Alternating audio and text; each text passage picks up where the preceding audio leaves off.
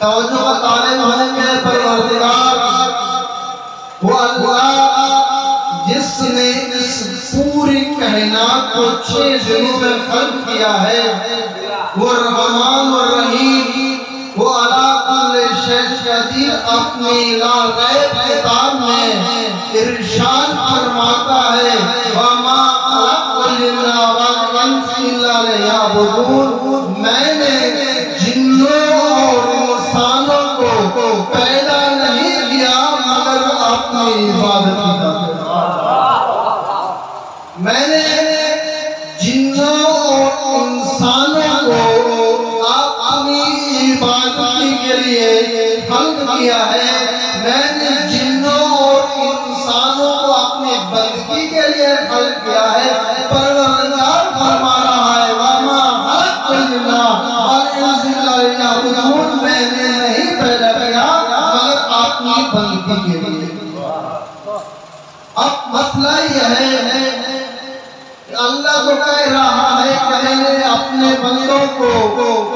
تمام جنات اور انسان کو اپنی بندگی کے لیے، اپنے عبادت کے لیے پیدا کیا ہے۔ اب مسئلہ یہاں ہے کہ عبادت کہتے کسے ہیں، عبادت کہا کسے جاتا ہے۔ توجہ کا طالب ہوں، نہ فقط نماز کی عبادت ہے، نہ فقط روزہ عبادت ہے، نہ فقط حج عبادت ہے، نہ فقط زکوٰۃ عبادت ہے، عزیزم نہ فقط کسی کی بھلائی کرنا عبادت ہے، بلکہ ہر وہ کام عبادت ہے جس میں رضائے پروردگار شامل ہو۔ ہر وہ کام عبادت ہے جس میں رضائے پروردگار شامل ہو۔ اگر